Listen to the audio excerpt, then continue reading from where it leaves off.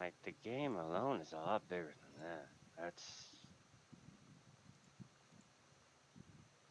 Alright then, I'll go to the No Man's Sky folder. Properties. Yeah. That's where I'm getting off to. It still says 12 gigs for me. What about you? I've got it updated. Size of local files 12.0. Privacy.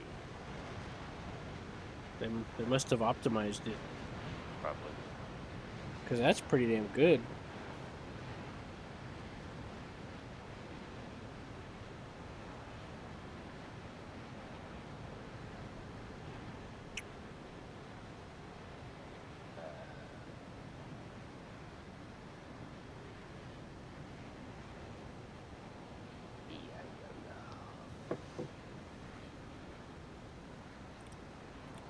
You know, just casually flirting with you know, with life. You know how it is.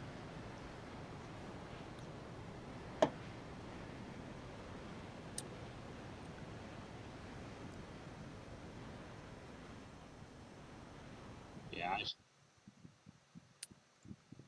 Oh, right. So, the last thing about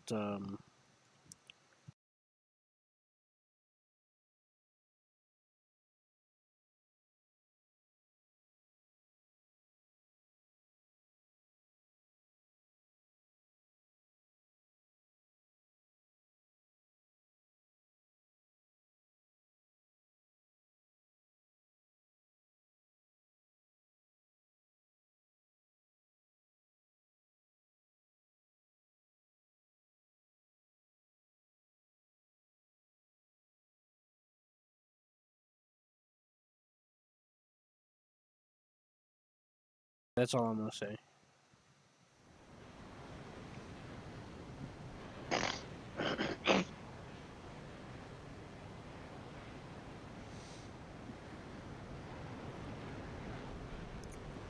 But yeah, I was getting told that I was being appreciated for things. But anyways, you know what it's like to be told things are appreciated. Sometimes. I'm gonna get that freaking Crusader plane, and I'm gonna try to fly it. What's that on War Thunder? Locked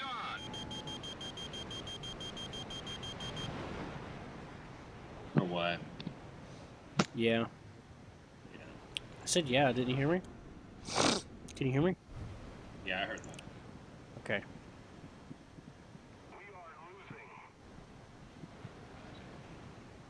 Did you like that picture I sent you of the A10? Yeah, it's cool. Yeah. That's a skin I was using. It's Nico Para skin.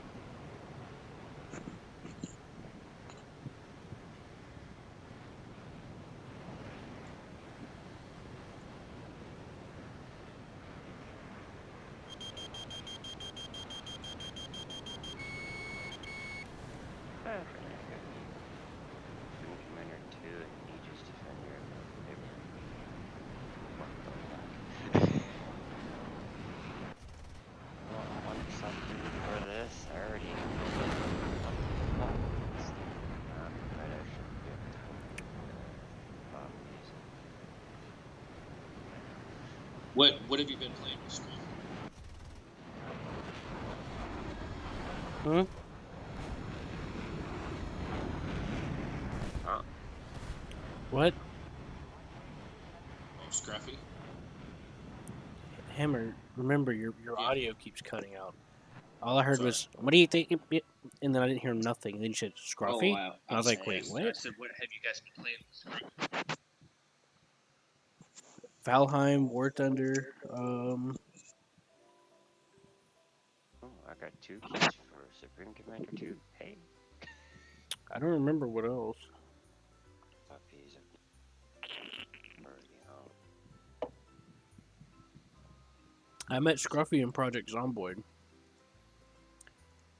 We started a fort together, and then we went into a mod that expanded and added a city to the game, and we cleared that out with tons of guns and ammo.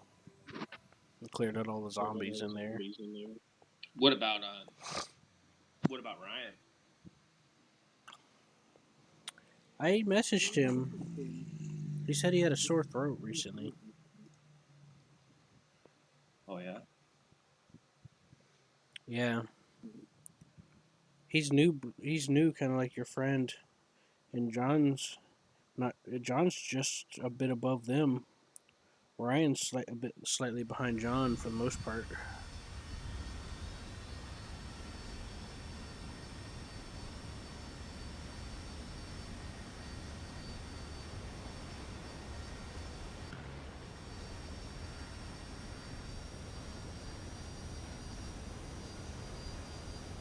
And his friend. Well, you guys play together quite well.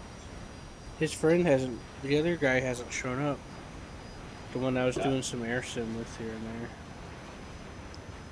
What about Duck? What's that? What about Duck? Have you seen him? He popped in once, I think. Yeah. I think he hung out with us briefly, didn't he, John? Who? The duck. Sorry. I think he's been pretty busy. Well, see, we got Nordic Sin and we got Duck Sin, so. No, Duck Skin. Yeah, Duxon. Look, that's my headcanon, okay? Skin. I call him Duxon. That's my headcanon. What- Duxon, It's sticking with it. I don't know. I haven't seen him in a while. I always call Nordic Sun. Emperor's Fear. Duxon. So, I meant to check out, I totally forgot, but I'm looking at how you can pay, and I'm like, you could pay with Amazon? Wow. Oh, what are you trying to buy? I can pay with my Amazon? Wow. John has discovered in the Enlightenment phase. It is a purchase not for me, but for someone else.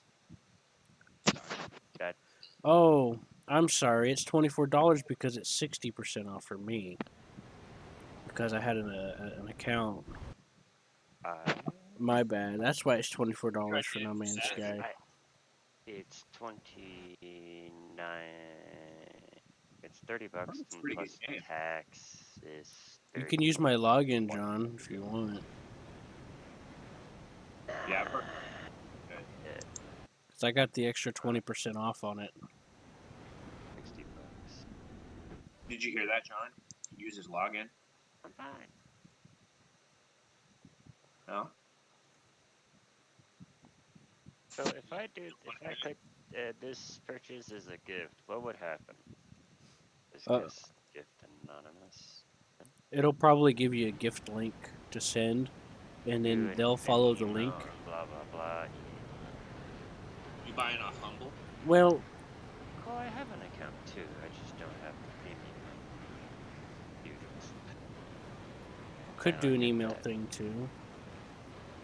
I don't have Seth's email sound good. I have Seth's email.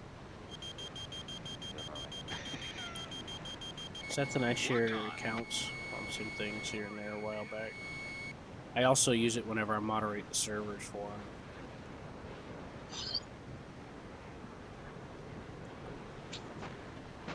If you wanted to send him an email, I can give you his email.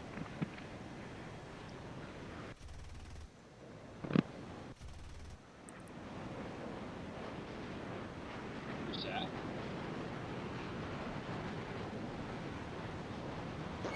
Radar lock. Radar lock. Locked on. Radar lock.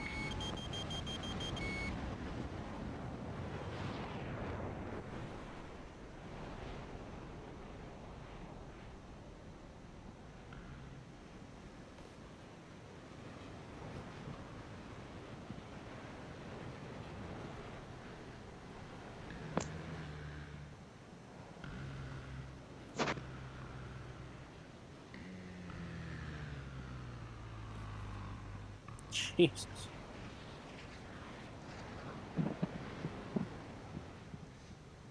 Yeah, we're talking. I had all these A10s chasing me.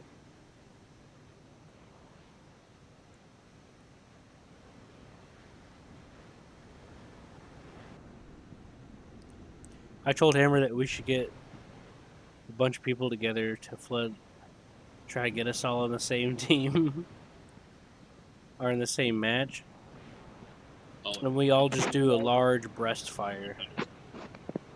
We just line up wing to wing,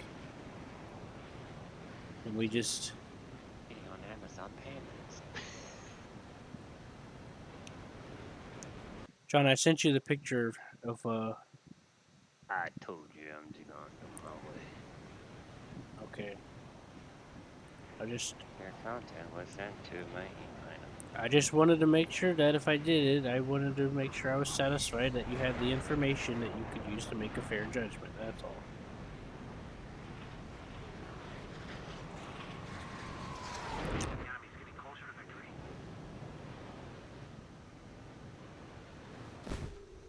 have you seen Hmm? Pete? He been kind of scarce. He found a Space Engineer server he was playing on. He wanted us to join him. Kai said he would join, but he ain't showed up. I ain't hardly heard from Chief.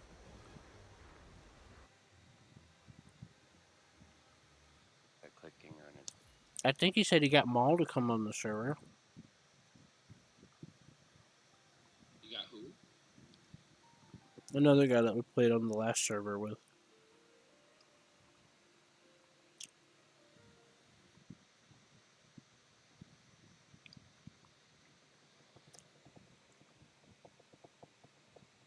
That you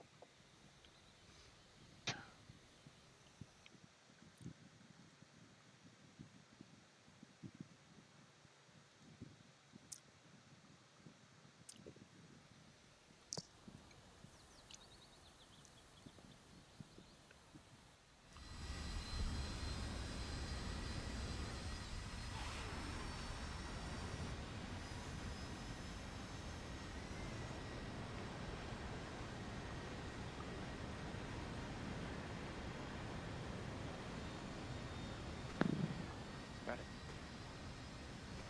Oh. Yeah. There. I sent him the key. Pete. Who's that? Key. Sent him the key. John speaks Spanish. Yeah, who's that? Please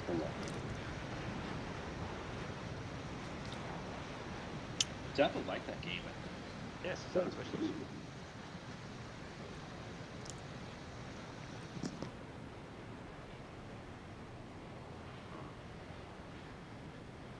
So far, through Steam, I've got 14.5 hours, but on the Xbox version, I've got way more hours than that. Because I literally freaking dwelled on the console version looking for the perfect frame. This time I didn't do that. I got tired. So, just scavenging, waiting, plopping bases down, and shit like that. Attention to the designated grid zone.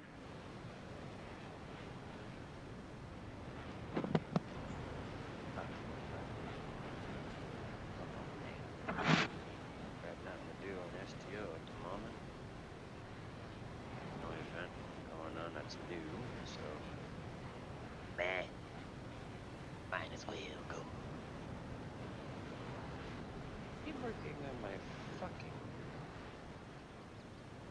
The freighter I picked up apparently it is the Dreadnought class, so I'm not exactly sure. There's another class. I wanna Imperial class ones, man, those are beauties. Man.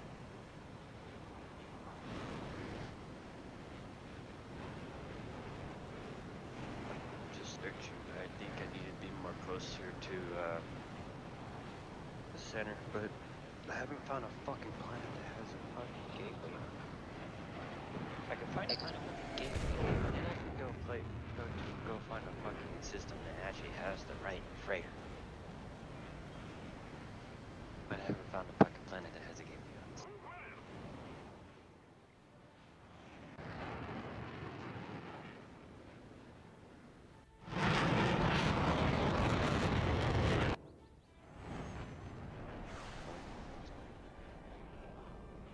Who knows?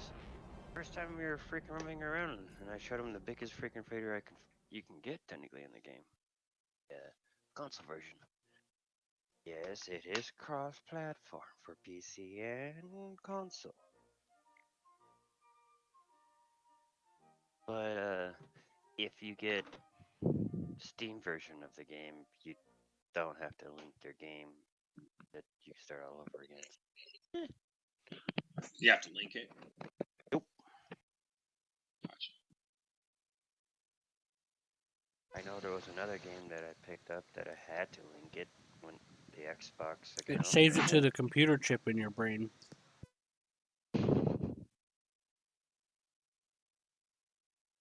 Levi, you don't like bananas, don't you?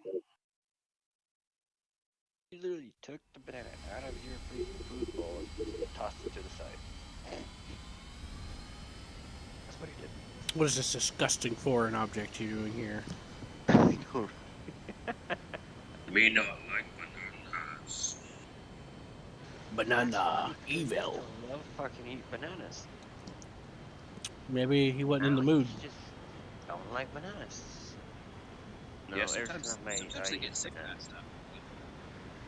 I've had too much of this. I don't want to have any. No, it's because I don't do bananas a lot. That's the thing, and that's why I'm surprised he doesn't eat it, because usually since I don't, the rarity I get bananas. So usually he would eat like when I get avocados. Oh, dude, he is fucking hounding on my ass to get. He's like, give me that avocado. Awesome. But if it's a banana,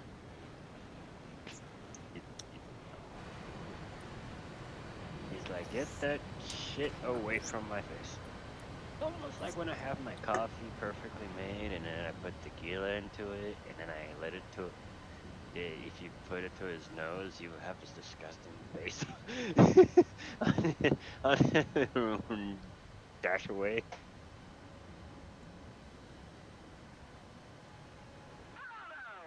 Huh? What just did you say?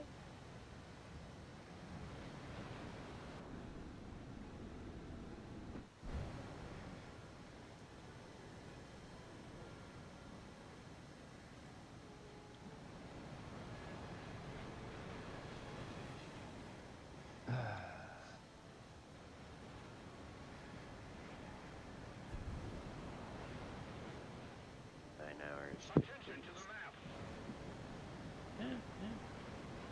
Alright.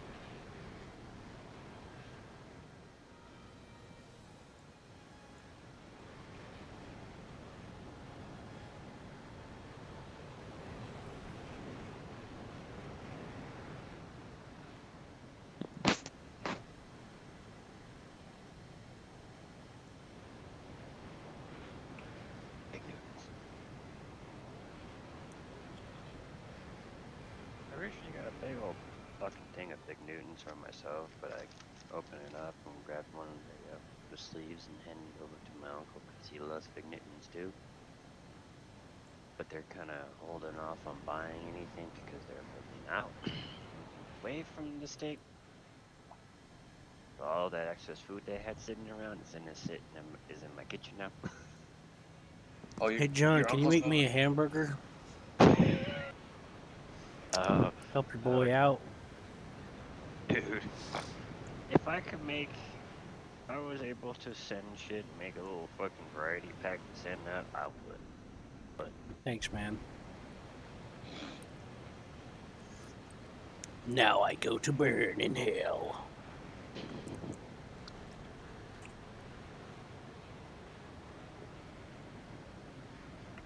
That's what I get for getting addicted to too many chili dogs.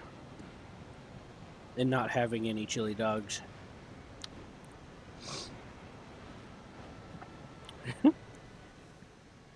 Oh, come on, I didn't go that fucking far out yet. Destroy the target. Oh well. Man, I'm excited to try out that Crusader. Get those AIM 9Cs and try that shit out. You talking about the tank, right? No, the plane from I America. know you eat some fig Newtons. One of its nicknames was the last gunfighter. Well, I'm gonna You're gonna pop what? off for a little bit. Be right back. Why would you do this? Teaching us. That's what's happening. Because I need to listen to some stuff. You guys don't want to hear. You're what? What do you He's say? like with this woman.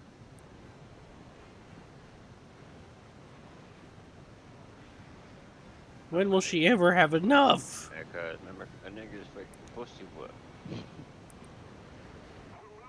Careful.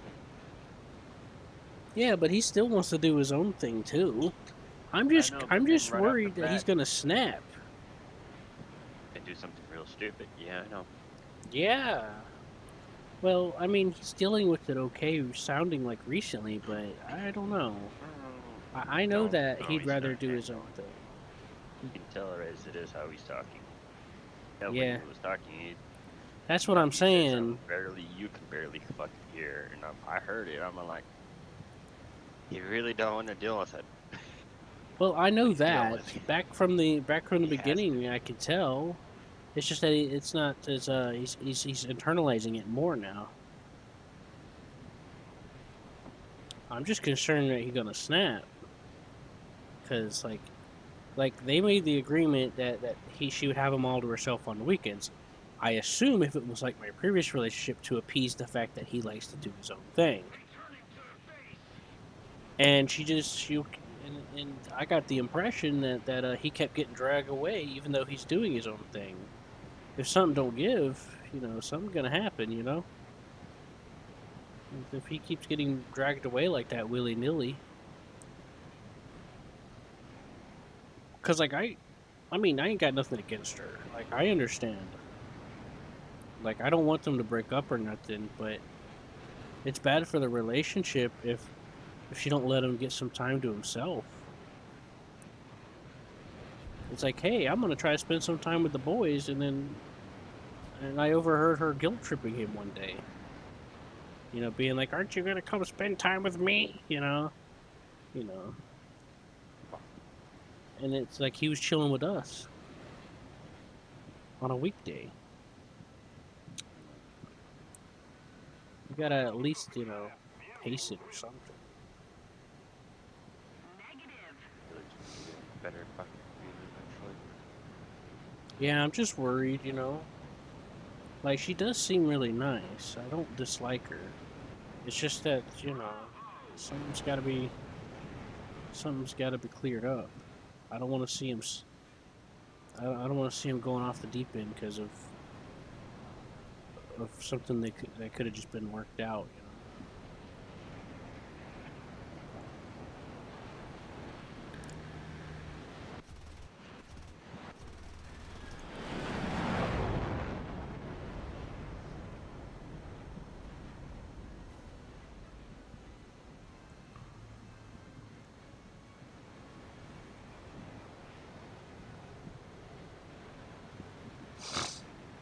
That's all I'm saying.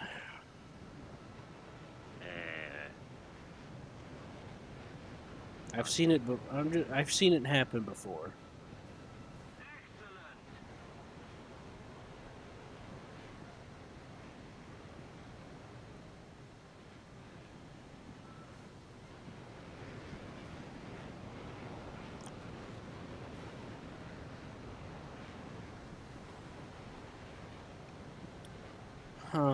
Stupid memories.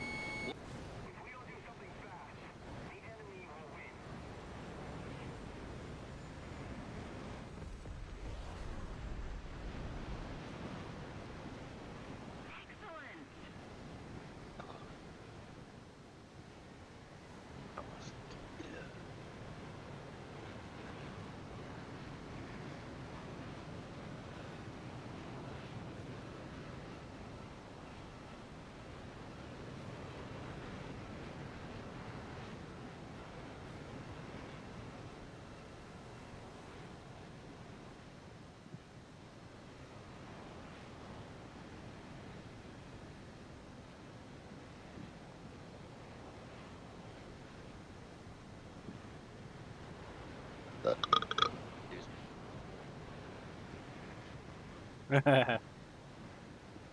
Oh, nice. me. Noise.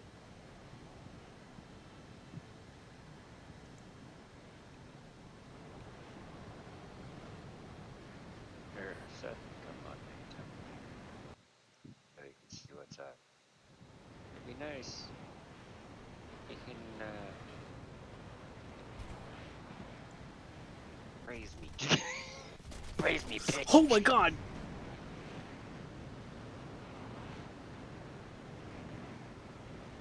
I'm sorry, John. That scared the pee-pee out of my body. Praise me. Good job, John. Thank you. You know, before you said that, I was actually thinking of saying that. Like, praise me, bitch. Praise me. I was thinking Do it about now. saying good job before you even said anything, to be honest with you. We should John, set the so I went after these ground targets on this map. Because, like, in this jet area, you get these larger scale versions of different maps. So I'm on the larger scale version, and it spawns some ground units. I'm like, okay, cool. I'll just strafe some targets. Nope. I come in, and guess what? They're all American M164s.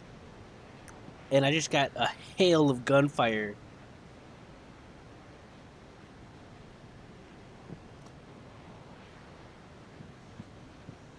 Hello? Okay. I got a hail of gunfire coming in my face. And I started instinctively dodging, and I just barely made it out. I about pooped myself if I had a butt. Can you believe that, Seth?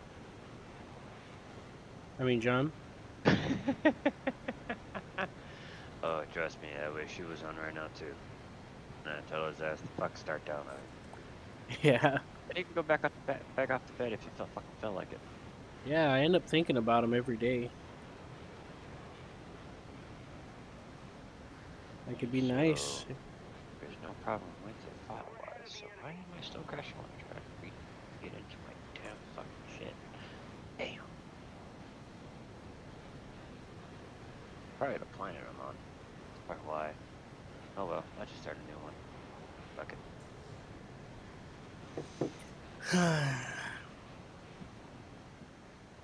I heard that they added some more freighter stuff in there. Yes. If you really want to look at the different things, just go to Reddit. They've got a good fan base going for it that help others find good freighters and shit. It's actually the Xbox version. That's how I found my Star Wars freighter. Anyways, John, that was awesome. You know Hey, I'm not a mind reader here, what happened? What I just told you about all those radar spaces shooting at me in the face. It's like a shit ton of them. All I saw was a hail of bullets from all directions. It's that I do start a little bit there.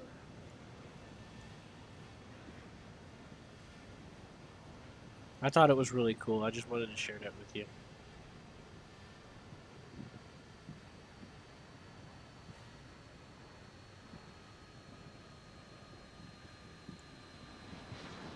Okay.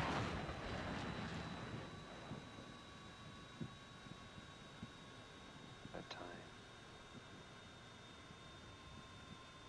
Oh well, I know. Permanently be lost.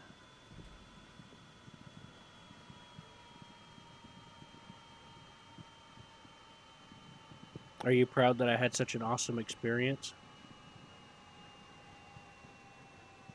Let's keep the pressure on. Victory is close. Yes, that's good. Good for you. Yes, I was gooded for towards. After a long ass wait, I have to start all up new again.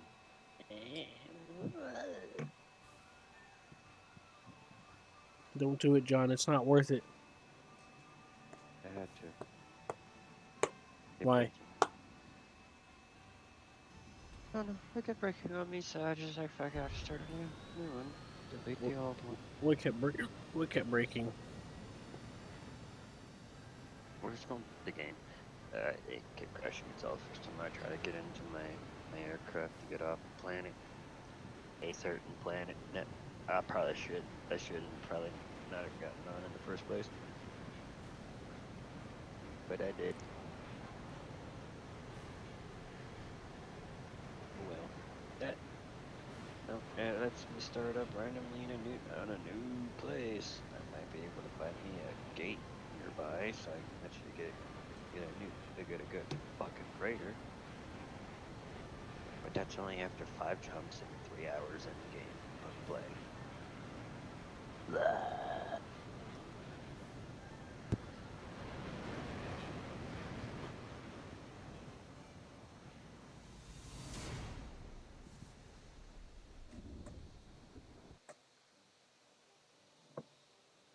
Five jumps, 3 hours.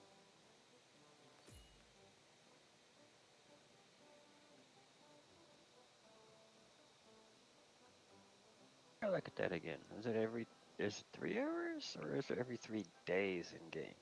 And then 5 jumps. Damn.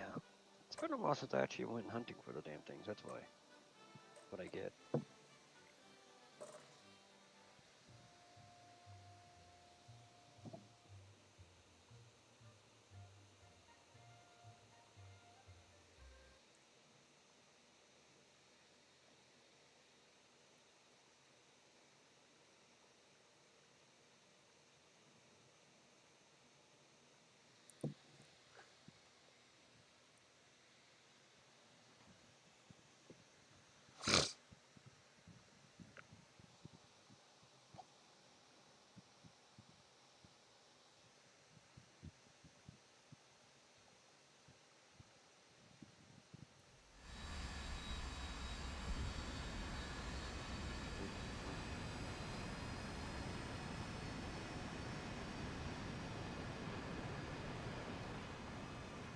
Huh. Okay.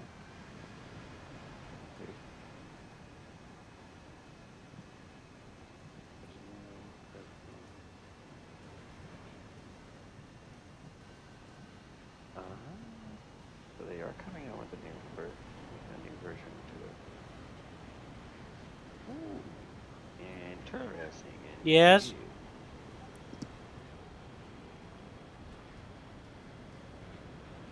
I'll be right back.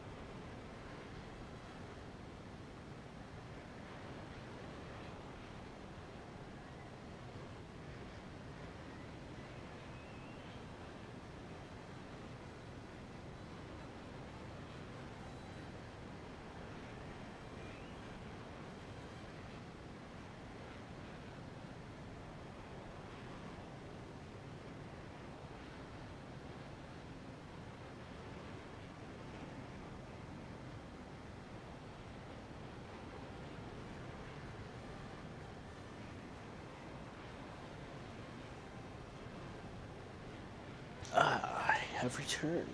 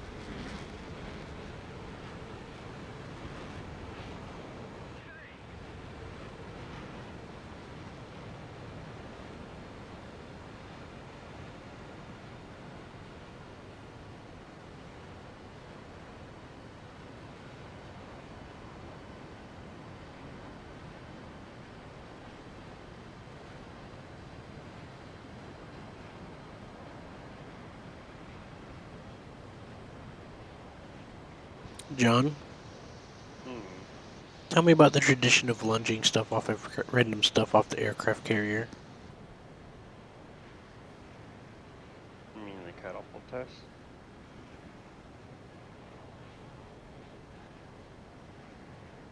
That's I think uh, so. that's what they're doing. They're stress testing the catapult. That's all they're doing. They have to. What happens if it stresses out to the point where it can't even launch an aircraft? That's an immense repair and costly thing to do, and time consuming. Bringing a whole aircraft carrier, a whole freaking unit, and its escorts and all that back, just for the aircraft carrier to be repaired. Waste of assets.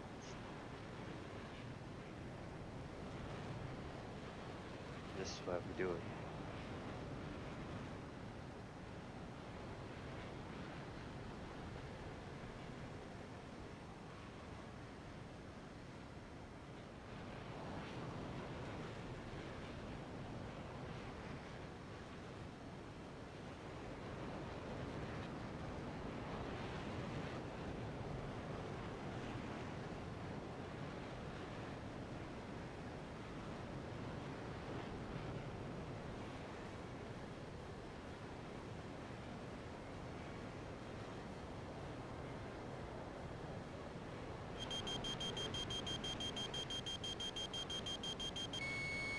Yammy's getting closer to victory.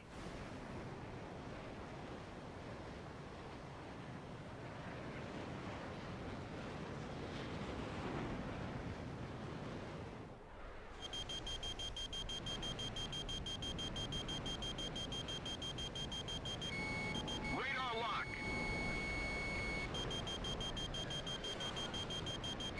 Locked on.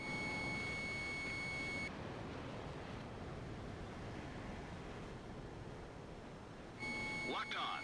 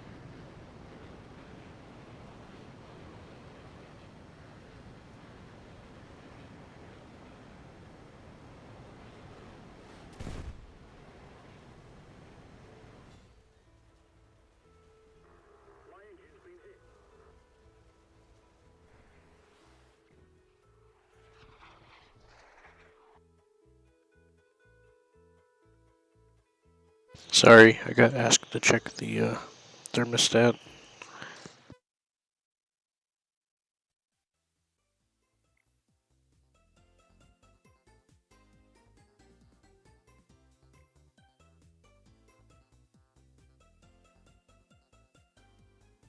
Mm-hmm.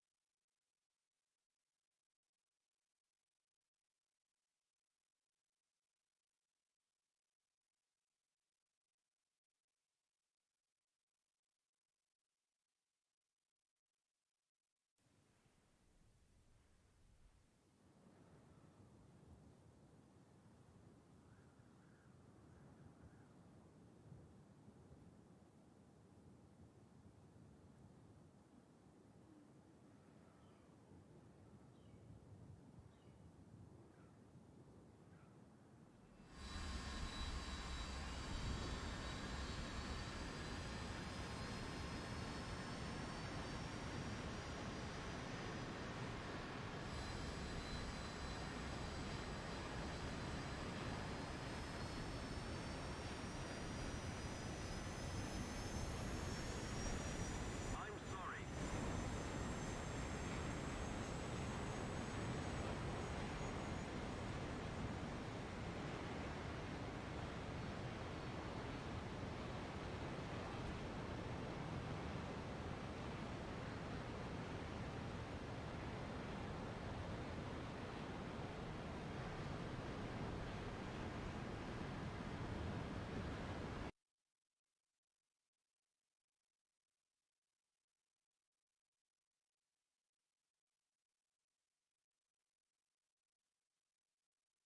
'89 in monthly Animal House magazine, written and illustrated by Kentaro Miura, a man as talented as he was handsome. Berserk's first page showed its main character Guts having relations, illustrated by Kentaro Miura, a man as talented as he was handsome. Berserk's first page showed its main character Guts having relations with a woman before she transforms into a horrifying demon thing and Guts blasts her with his arm cannon. And that is a start. But out of this first page would grow an incredible story of struggle and survival, taking place in this massive world, churning with conflict, filled with characters so goddamn likable, nuanced, and complicated that I may or may not have had to insert a dating simulator section later into this video just to communicate their appeal. Berserk becoming so beloved that it defined Japanese dark fantasy.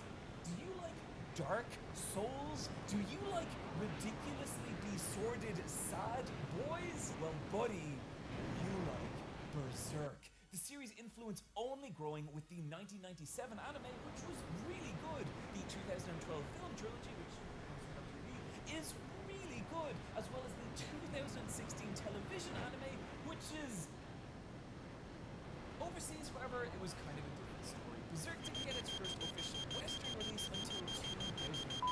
With the Sega Dreamcast game Berserk Millennium Falcon Arc Chapter of the Flowers of Oblivion. But as early as 1994, people like Andrew from Kent State University were using Usenet profiles, bellowing into the void that was the dial-up internet, desperate for any new information about Berserk, and being met with silence. Don't Don't worry, Andrew, we are all here with you now. Because Berserk's influence slowly began to spread as staticky VHS ripped fan subs crawled across 56k modems. Pockets of online fans galvanizing into dedicated communities such as Black Sun over Midlands and SkullKnight.net. Communities that would both preempt and evolve into the massive dedicated global fan base that would stay loyal to Berserk through decades. Even when Berserk's later releases slowed to the point that Guts could spend 8 years, 6 months, and 18 days on a boat, it did not matter. Berserk's fan base did not wane. Each new chapter becoming a news article worthy event. Because when you read a new chapter of Berserk, you weren't just catching up on some manga you liked, you were living the latest piece of Guts' beautiful, tragic story. Taking one more step towards the fated day when the Black Swordsman Guts would take his vengeance against the Falcon of Night, Griffith. A day that would surely be celebrated and remembered forever, and mark Berserk as the greatest revenge story of all time. And then Kento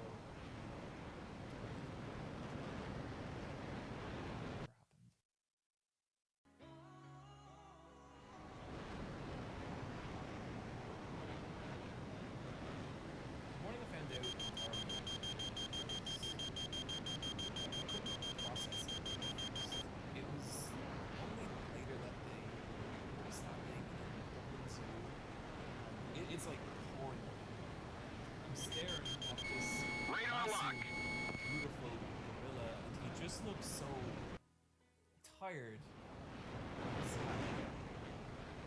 And something about that just hits me. Everything I'd seen Guts go through, all his struggle, his hardship, that decade of memories, just came crashing down. That final showdown with Griffith, it was never gonna happen. Guts' story was never gonna happen. Locked on!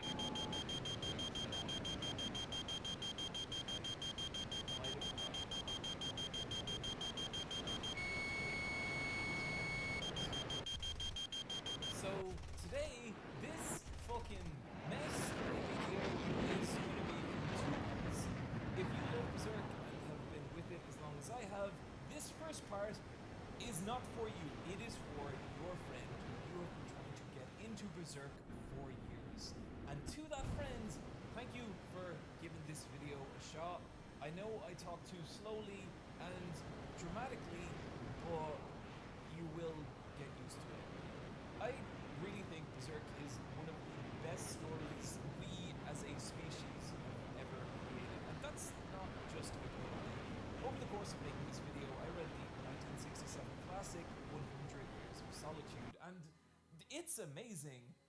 It's like half as good as Berserk. And if I do my job right here today, you'll at least understand why someone might feel that way, but also why a series like this is worth getting into, even if it's never been true.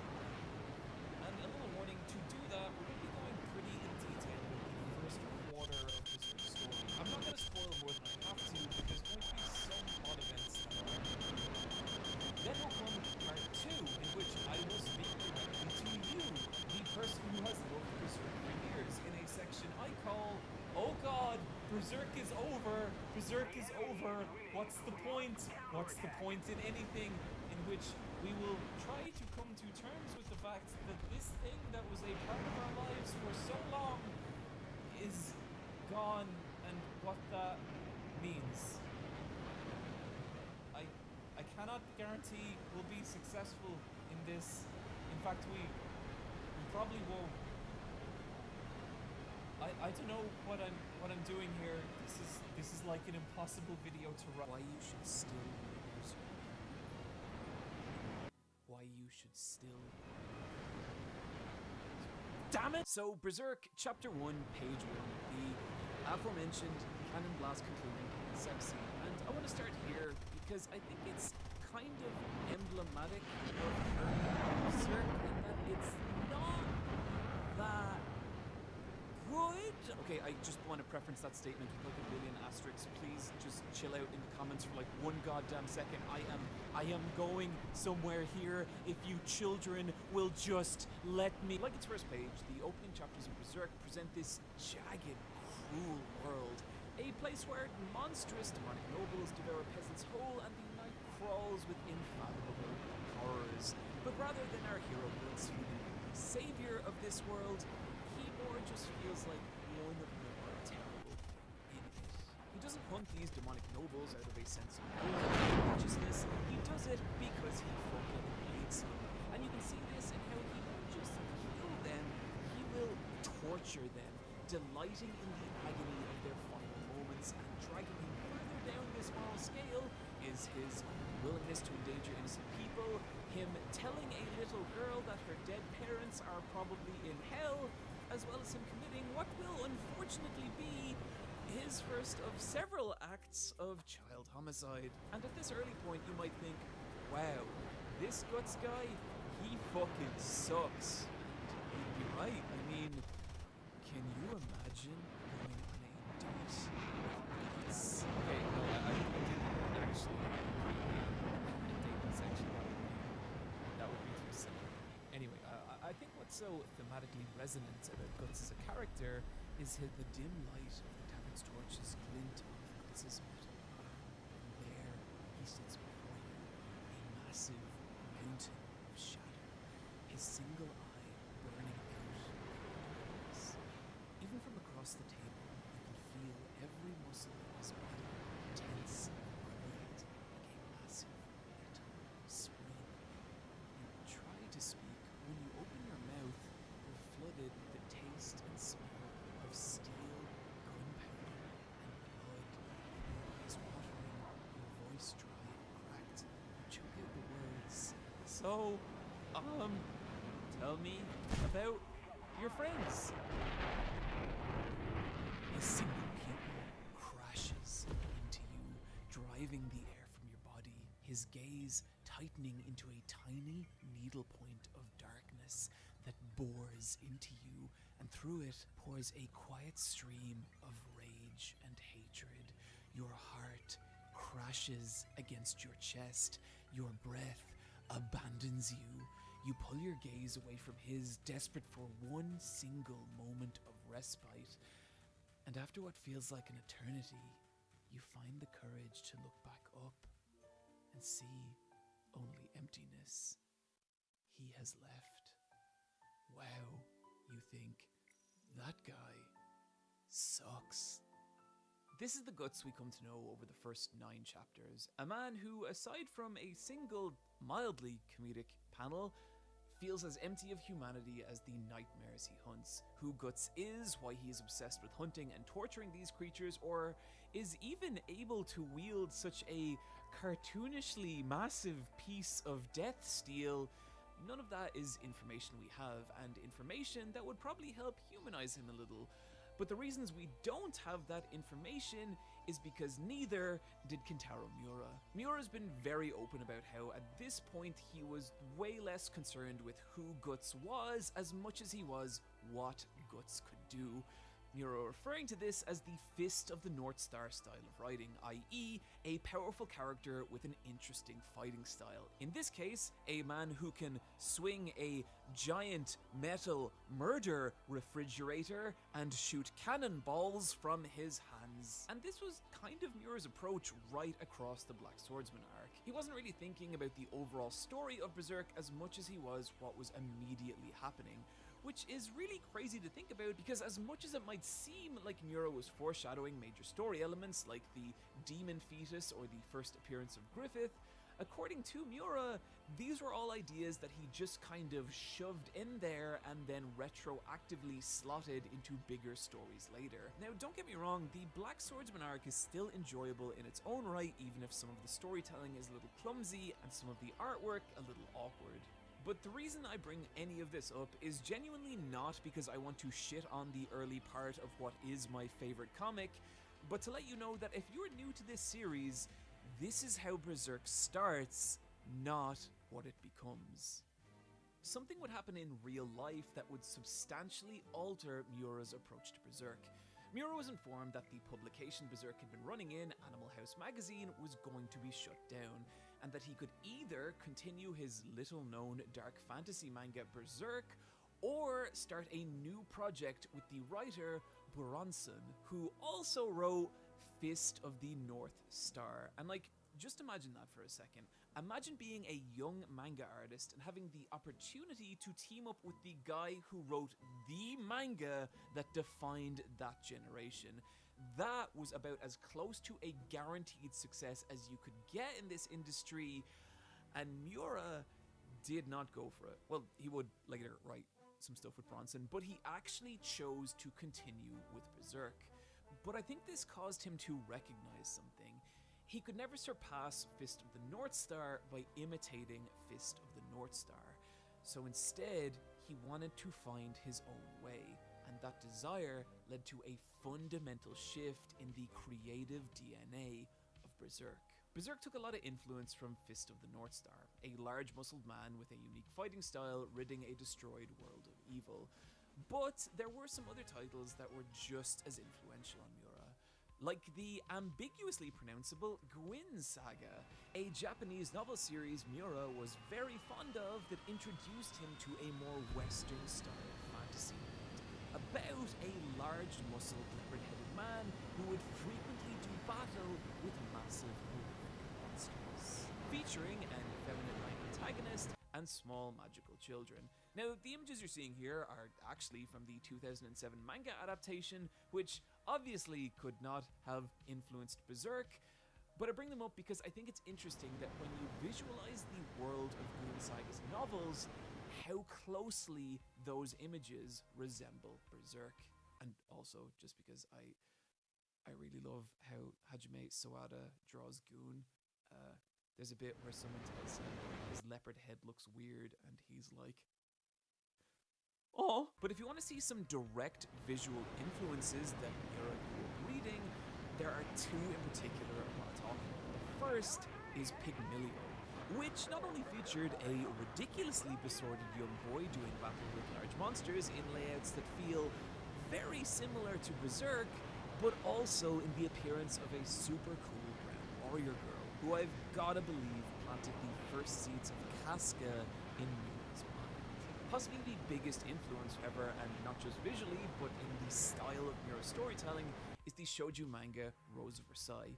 You have characters like Lady Oscar, who just is Griffith, except a lady, but also in how the story conveys emotion.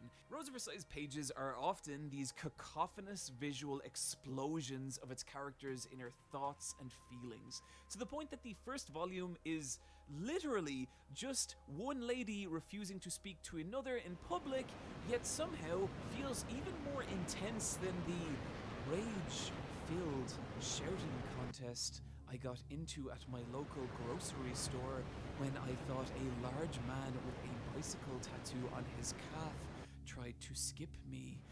And trust me, that got very intense. When you take these four series together, and maybe throw some bastard into that mix, you can literally see these strands of DNA that knit together to form early Berserk. And I bring this up for two reasons. One, I think it's easy to look at Miura's body of work now and see him as this unfathomably talented god of manga. But there was a point when he was just doing what all young creators do. He was making his own version of the things he liked. The second point is that when we talk about that creative shift in Berserk that takes place around this time, according to Miura, this meant drawing less influence from Fist of the North Star and more from Rose of Versailles, i.e. a story much more focused on the inner thoughts, feelings, and emotions of its characters. And where you can really start to see this is in Berserk's second major story arc, the Golden Age. A strange thing about Berserk's timeline is that if we read it out chronologically, the previous arc, the Black Swordsman arc, takes place here, around the middle, but the next arc, the Golden Age arc, actually starts here, right at the beginning, as in the very day Guts is born. And the way Miura uses this to reset and build the character of Guts from the ground up is kind of incredible. Take something like Guts' sword. Now, as stated by Miura, all this really was in the Black Swordsman arc was an interesting way for Guts to kill monsters. But over the course of the Golden Age arc, we watch as it transforms into a genuinely great piece of characterization. Ever since Guts was a child, his sword has been a way to connect to other people, as we see in his relationship with Gambino, the crew leader of a mercenary group who adopts an orphaned Guts, viciously beating into Guts the ways of battle, and yet not even caring about Guts enough to get him an appropriate sized weapon, forcing this child to train with a massively oversized sword. Meaning, Guts fights like this because it is literally all he has ever known.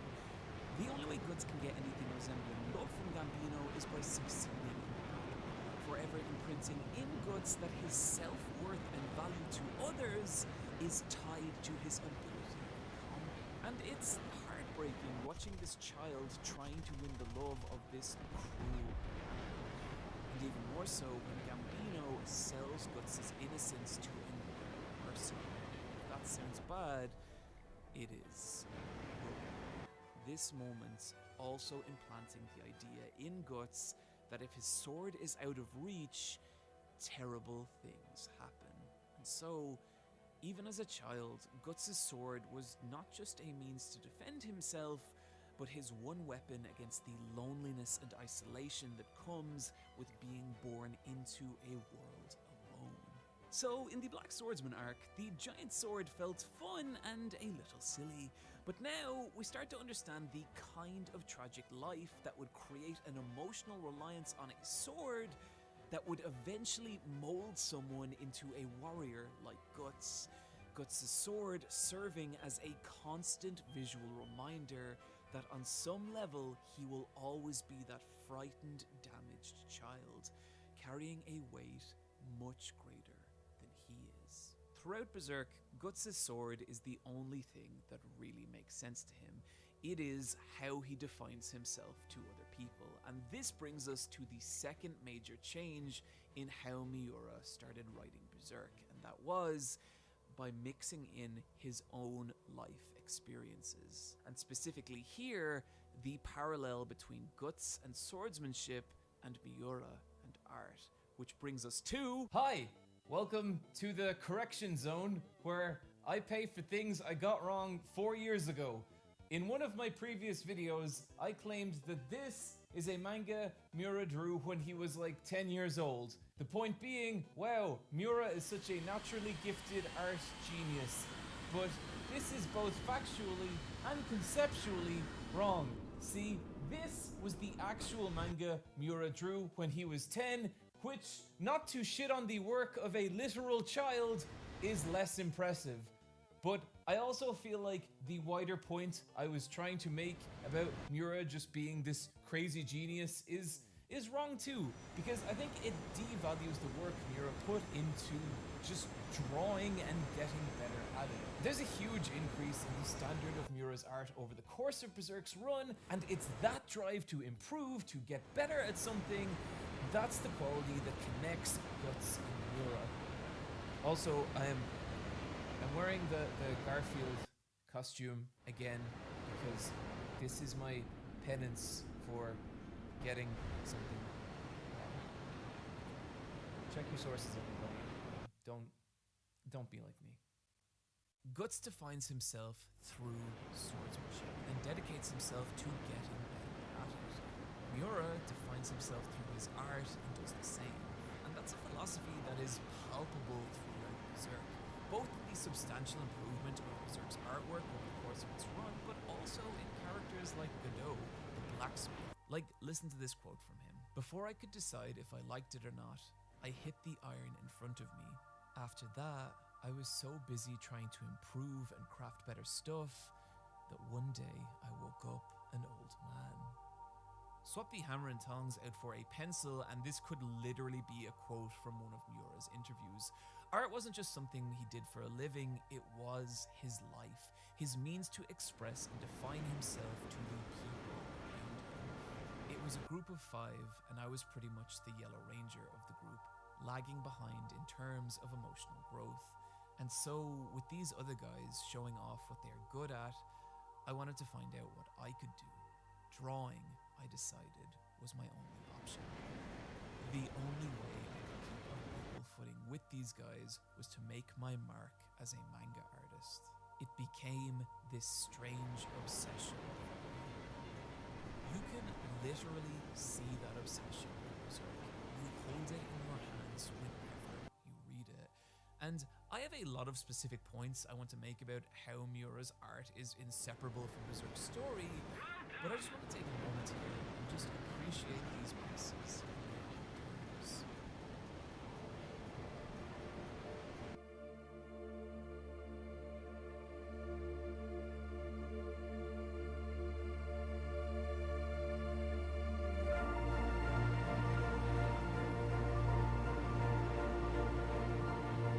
Somebody attack him! Attack the enemy!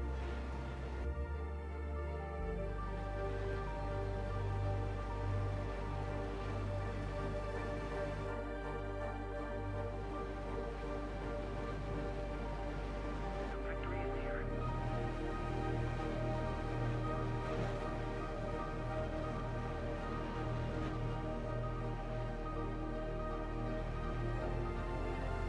Thank you.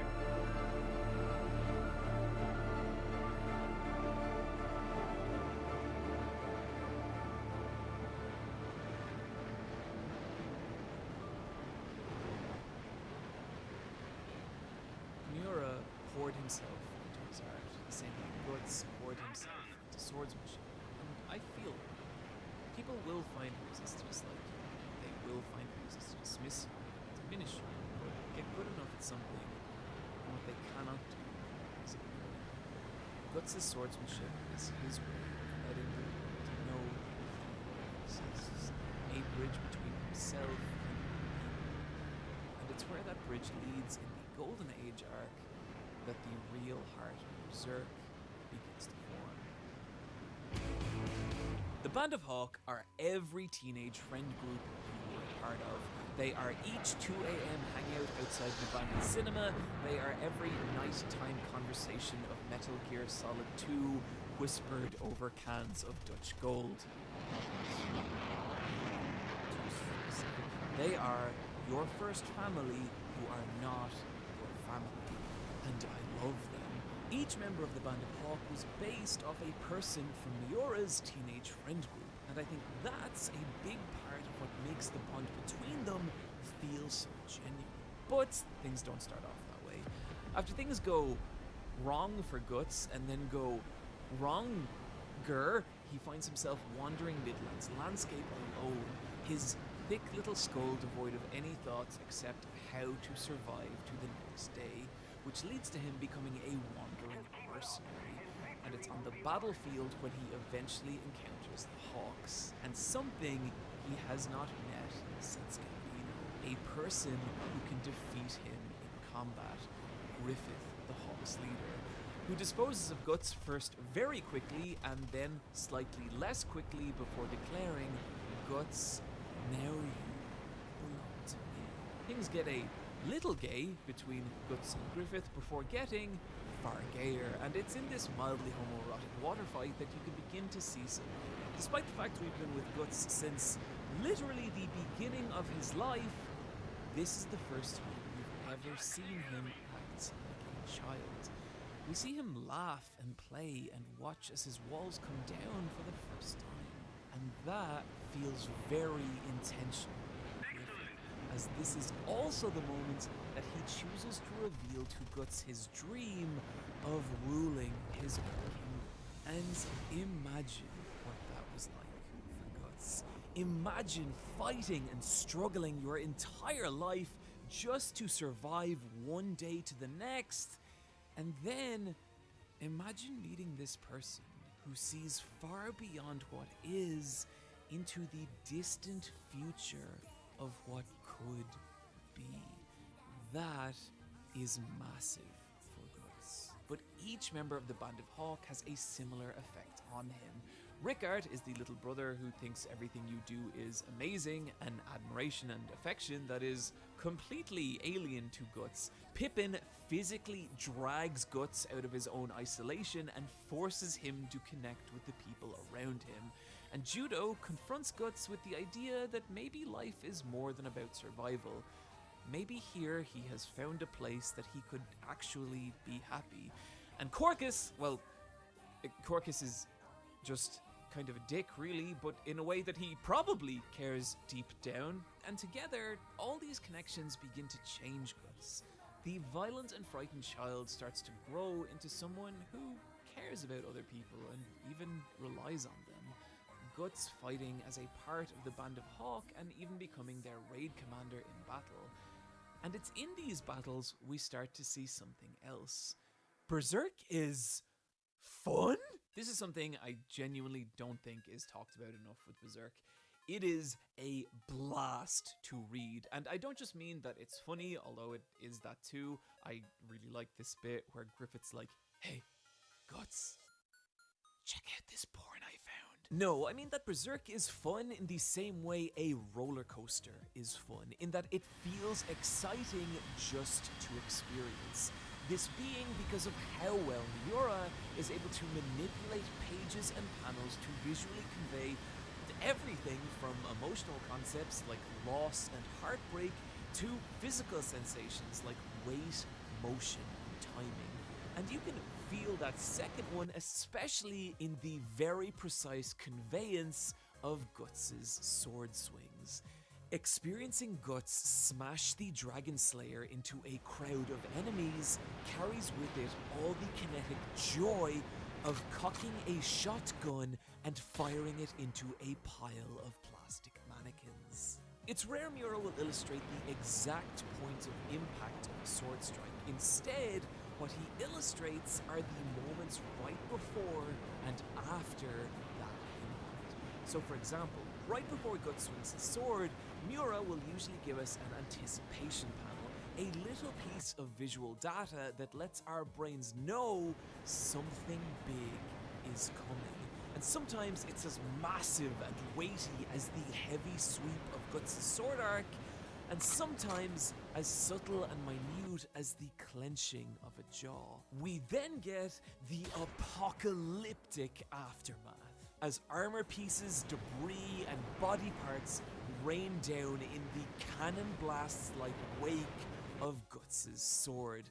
By letting us marinate in that moment of anticipation, Miura makes those sword strokes feel weighty and powerful, but conversely, by letting their impact only exist in between panels and page turns, it makes those same sword strokes feel lightning fast, as our subconscious races to piece them together only from the explosions of destruction they move. Miura only building on this technique as Berserk continues, incorporating design elements like the sweeping spirals of Guts' cape to convey motion, or flooding the page with the enormity of Guts' sword, making it feel gigantic and overwhelming to the point that sometimes the Dragon Slayer cannot even be contained by the panels themselves, crashing out over their borders into infinity. Guts swings his sword and the world around him explodes. If any video game felt this good, that video game would be incredible. I wrote that line and then became obsessed with it. And so I tracked down the Sega Dreamcast game Berserk Millennium Falcon Arc, chapters of the Flowers of the Oblivion, the PlayStation 2 game Berserk Millennium Empire Arc, chapter of the Holy Demon War, and the disappointingly titled Berserk Muso. I will now rank these games in accordance to best Berserk sword feel, and I will tell you right now, this section will be a complete waste of your time. Here are some things you could do in just 48 seconds instead of watching. Spend a little more of your day petting a dog or cat. Write a list of things you need to do tomorrow. Take a little extra time to tell a partner or family member that you love them. At number 3 comes Berserk Millennium Falcon Arc, chapter of the Flowers of the Oblivion. This game seems kind of cool for reasons that are not related to its sword swing, to the point that I may actually play it on stream sometime. But it has, well, a early 2000s Dreamcast feeling sword swing, which is just a regular sword swing except kind of bigger, achieving it a score of 1/8 as good as the manga's sword feel. At number 2 is the Berserk Muso, which has some of the heft and weight I crave, but an over-reliance on motion blur and snappy Muso-esque animations soften the impact, garnering it a score of 2/7 as good as the Berserk manga feel. And at number 1 is the PlayStation 2 game Berserk Millennium Empire Arc, Chapter of the Holy Demon War. And oh my, now we're talking. Slow and weighty sword sweeps mean that each button press is a decision that, if calculated correctly, results in a fireworks display of cascading enemy body parts. This game seems kind of awesome, to the point that I may play it off stream, and am pleased to award it a score of half as good as the Berserk manga sword feel. Also, honorable mention to the Berserk sword feel of Impa from Hyrule Warriors 1. The point that I am making very poorly is that the action in Berserk feels incredible. But what's cool is that those heavy, weighty sword swings, those are unique to Guts. Other characters have totally different fighting styles with their own distinct visual cues. Like, take Serpico.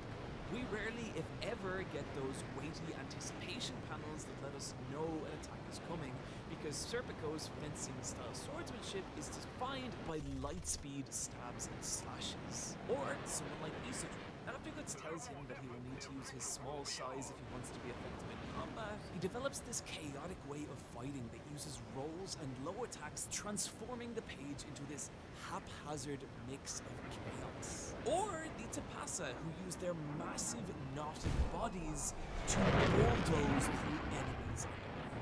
Miura, unlike Guts' sword strikes, now focusing directly on those moments of singular impact. In one case, even letting a Tapasa fist burst out into Z space towards us, communicating the intense fury and force these characters are capable of. And then there's someone like Shirke, who is basically a tiny witch nuke as long as she has time to prepare a spell, which explode into these double-page spreads of just magical chaos, and it's beautiful. Each fighting style feels unique, each has a ton of character, and when those different fighting styles clash, it can result in some incredibly fun and tense tactical combat. Hello, it's the Correction Zone again. In a previous video, I said how I don't think the action in Berserk had strategy to it, and in hindsight, that is silly and wrong, especially after the halfway point. Take the fight between Serpico and Guts, when Serpico fights Guts on the side of a hill in order to stop Guts using his gigantic sword, meaning that Guts has to fight with bombs. It is a fight layered with strategy, and it is great. I think I only said that because I thought back then that if you said something good about something, you have to say something bad to balance it out in order to come across as like objective or like fair, and I don't care about being those things anymore. Also, this is kind of separate, but I think in that first Berserk video, I was really unfair to the director of that series, and in hindsight, that was a really shitty thing to do, because I don't know what happened on that production. I don't know that it was his fault. So yeah, I feel like I should say that. The action in Berserk is exhilarating, meaning you feel all the hard-pounding tension that its characters do.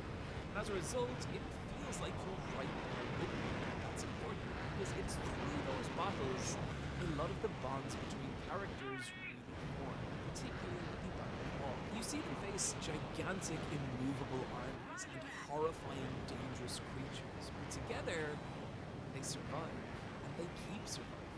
As they do, the bonds between them grow ever stronger. And through those bonds, you start to see Guts become a real person, as the many scars of his horrific childhood begin to heal. One character more important in feeling than ever. As a child, Casca's parents sold her to a not at all creepy, rich nobleman, only for that nobleman's intentions to become horrifyingly apparent as soon as he has Casca alone, in an attack that is halted by the random appearance of but critically, Griffith doesn't save Casca. What he does is throw her a sword with which to save herself. And through this one small gesture, Griffith causes an internal revelation in a young Casca that is so strong, it transforms what she becomes. Casca now honing her skills as a warrior, a tactician, rising through the ranks of the Hawk, standing at Griffith's side, having now dedicated her life to his dream. But even more than that, she's become his confidant, the only person Griffith allows to peer past his heroic veneer to the person underneath.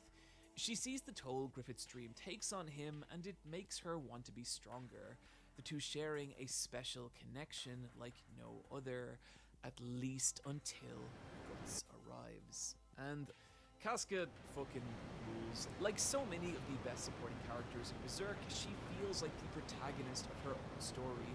Her dedication to Griffith driving her to become the person she is, and I love her. I mean, can you imagine going on a date with Casca?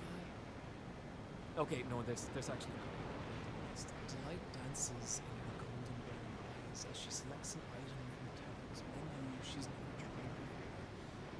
For her gaze falls on you, and for moments there is only stillness. She's measuring, considering the small details of her appearance before a small smile touches the edges of her mouth. She asks him about herself. There's a glance, nearly forceful edge to her questions. It's a bit intimidating, but also invigorating. You begin to feel your mouth run dry as you realize nothing you say seems to be particularly impressing her, but neither does she dismiss it either.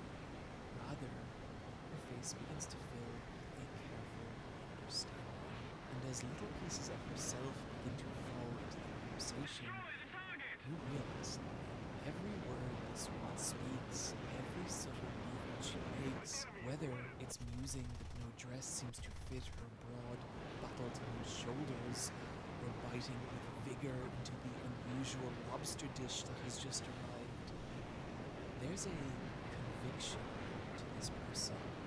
This is not someone who's borrowed their identity from forms and inspirational Twitter account. This is someone whose every belief has been forged in experience and conflict, transforming her into something somewhere from the inside out. This woman would destroy your chest. This woman would dismantle you in a way that makes it practice. You find it very difficult not to fall in love with her. Just